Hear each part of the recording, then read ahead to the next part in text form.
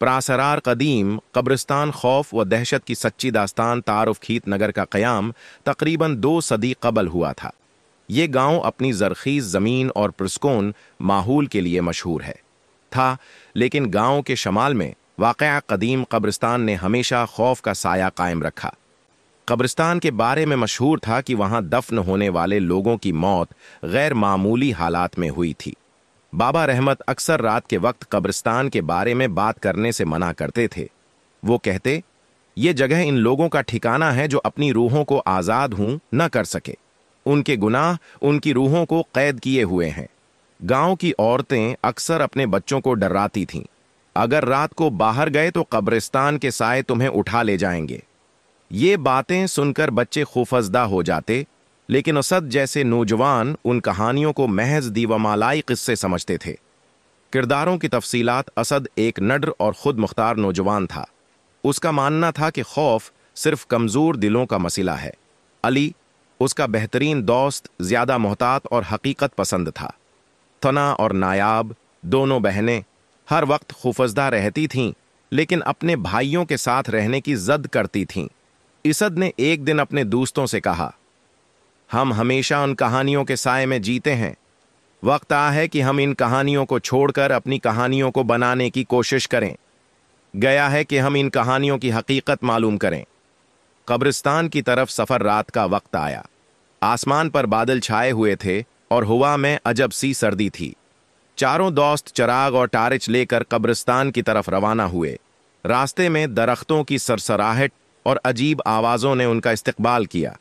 یہ صرف ہوا ہے، کچھ نہیں، علی نے کہا، لیکن اس کی آواز میں ہلکی سی لرزش تھی۔ تم ڈر رہے ہو؟ اسد نے ہنستے ہوئے کہا۔ نہیں، لیکن ہمیں محتاط رہنا چاہیے، علی نے جواب دیا۔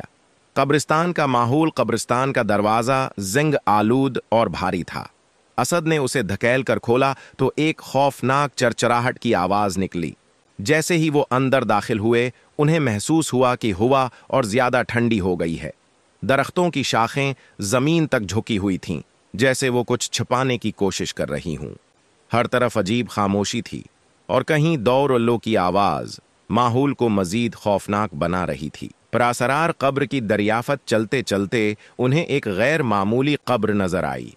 یہ باقی تمام قبروں سے بڑی تھی اور اس پر عجیب و غریب نشانات کندہ تھے۔ قبر کے ارد گرد مٹی ہلکی سی نم تھی، جیسے کوئی حال ہی میں وہاں آیا ہو۔ یہ قبر باقیوں سے مختلف کیوں لگتی ہے؟ نایاب نے آہستہ سے کہا۔ شاید یہ کسی اہم شخص کی ہے، علی نے اندازہ لگایا۔ چلو دیکھتے ہیں، اسد نے کہا اور قبر کے قریب گیا۔ قبر کے قریب عجیب واقعات۔ جیسے ہی اسد قبر کے قریب پہنچا، چراغ کی روشنی مدھم ہونے لگی۔ اچانک قبر سے ایک سرگوشی کی آواز آئی۔ یہاں ہیں، اسد نے کہا اور قبر کے قریب گیا۔ قبر کے قریب عجیب واقعات۔ جیسے ہی اسد قبر کے قریب پہنچا، چراغ کی روشنی مدھم ہونے لگی۔ اچانک قبر سے ایک سرگوشی کی آواز آئی۔ یہاں ہیں، اسد نے کہا اور قبر کے قریب گیا۔ قبر کے قریب عجیب واقعات۔ جیسے ہی اسد قبر کے قریب پہنچا، چراغ کی روشنی مدھم ہونے لگی۔ اچانک قبر سے ایک سرگوشی کی آواز آئی۔ یہاں ہیں، اسد نے کہا اور قبر کے قریب گیا۔ قبر کے قریب عجیب واقعات۔ جیسے ہی اسد قبر کے قریب پہنچا، چراغ کی روشنی مدھم ہونے لگی۔ اچانک سے چلے جاؤ، ورنہ تم بھی قید ہو جاؤ گے۔ یہ کیا تھا؟ ثنا نے گھبرا کر پوچھا۔ یہ صرف ہماری ذہنی اختراع ہے، اسد نے کہا، لیکن اس کی آواز میں بھی بے یقینی تھی۔ قبر سے نکلنے والی آوازیں۔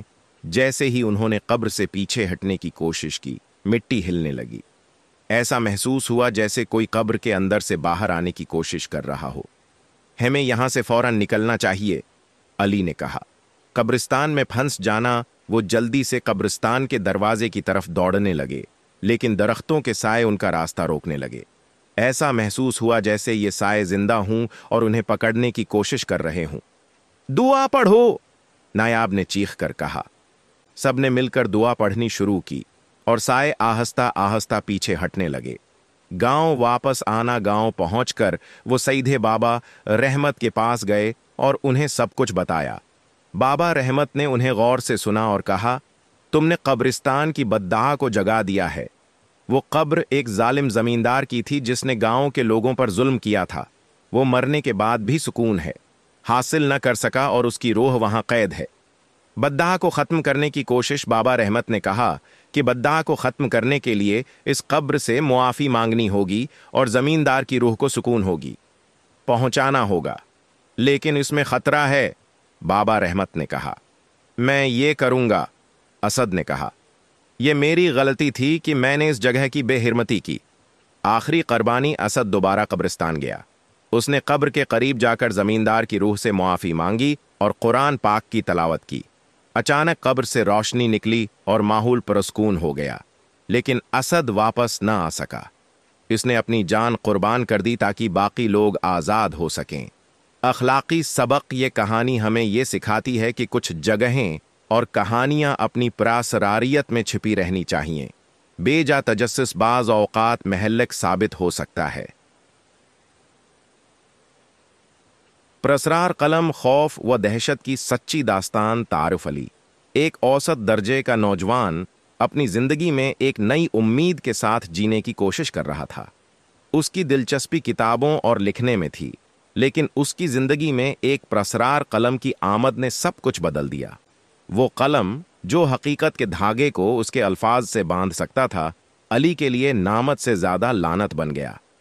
پہلا حصہ۔ قلم کی دریافت۔ علی کے روزمرہ کے معمولات ہمیشہ ایک جیسے تھے۔ صبح جلدی اٹھنا، کام پر جانا اور شام کو کسی پرانی کتابوں کی دکان پر وقت گزارنا۔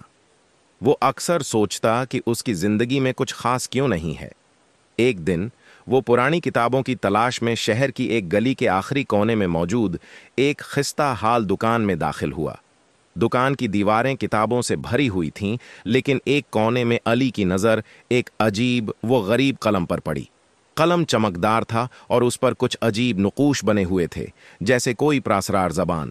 علی نے دکاندار سے پوچھا، یہ قلم کتنے کا ہے؟ دکاندار نے سنجیدگی سے جواب دیا، یہ قلم نہیں، ایک لعنت ہے، اسے نہ خریدنا۔ علی نے یہ بات مذاق سمجھ کر نظر انداز کی اور قلم خرید لیا۔ اسے لگا جیسے وہ کوئی نایاب خزانہ حاصل کر چکا ہو۔ دوسرا حصہ۔ قلم کا پہلا استعمال۔ علی نے قلم کو پہلی بار اپنے ڈائری میں استعمال کیا۔ اس نے لکھا، آج کا دن بہترین رہا اور مجھے حیرت انگیز خوشخبری ملی۔ اگلے دن واقعی اسے دفتر میں ایک ترقی ملی۔ علی حیران ہوا کہ اس کا لکھا ہوا سچ ہو گیا۔ اس نے مزید تجربات کیے۔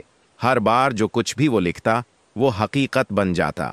پہلے تو علی نے قلم کو اچھے کاموں کے لیے استعمال کیا، جیسے اپنے بیمار دوست کی صحت یابی کے لیے دعا لکھنا یا اپنی ماں کے لیے آرام دہ زندگی کا انتظام کرنا۔ لیکن جیسے جیسے دن گزرتے گئے، علی کا اعتماد غرور میں بدلنے لگا۔ تیسرا حصہ۔ قلم کی حقیقت۔ علی نے ایک رات اپنی خواہشات کی فہرست لکھی۔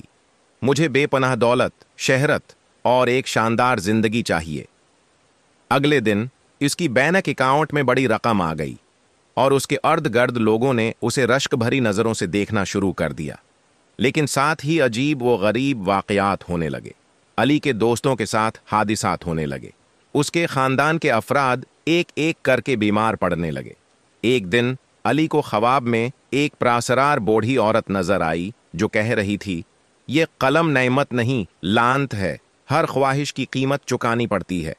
علی گھبرا کر جاگ گیا۔ اس نے قلم کو پھینکنے کی کوشش کی، لیکن قلم اگلے دن اس کے کمرے میں واپس موجود ہوتا۔ چوتھا حصہ۔ قلم سے نجات کی کوشش۔ علی نے قلم کی لعنت سے چھٹکارا پانے کے لیے ہر ممکن کوشش کی۔ وہ ایک عامل کے پاس گیا جس نے اسے بتایا، یہ قلم تمہاری روح سے بندھا ہوا ہے، اس سے نجات پانے کا ایک ہی طریقہ ہے، قربانی۔ علی نے پوچھا، کون سی قربانی؟ عامل نے جواب دیا، یا تو تم کسی اور کو اس قلم کا مالک بنا دو یا اپنی زندگی کی قربانی دے دو۔ پانچواں حصہ۔ قربانی کا فیصلہ۔ علی نے کسی اور کو اس لعنت میں ڈالنا غیر اخلاقی سمجھا۔ اس نے فیصلہ کیا کہ وہ اپنی زندگی کی قربانی دے کر قلم کو ہمیشہ کے لیے ختم کر دے گا۔ ایک رات علی نے قلم اٹھایا اور ایک عبارت لکھی، یہ قلم اب ہمیشہ کے لیے ختم ہو جائے اور کسی کی زندگی میں تباہی نہ لائے۔ لکھتے ہی علی کے ارد گرد دھواں بھر گیا۔ قلم ہوا میں غائب ہو گیا اور علی زمین پر بے ہوش ہو گیا۔ اگلے دن اس کے گھر والوں نے اسے مردہ پایا۔ اختتام۔ علی کی قربانی نے قلم کو ہمیشہ کے لیے ختم کر دیا۔ اس کے خاندان اور دوستوں کی زندگیاں دوبارہ معمول پر آ گئیں۔ علی کی کہانی ایک سبق بن گئی کہ لالچ اور طاقت کی قیمت ہمیشہ چکانی پڑتی ہے۔ اخلاق: یہ کہانی ہمیں سکھاتی ہے کہ انسان کو اپنی خواہشات پر قابو پانا چاہیے اور زندگی کی مشکلات کا سامنا ایمان اور ہمت سے کرنا چاہیے، نہ کہ کسی شارٹ کٹ کے ذریعے۔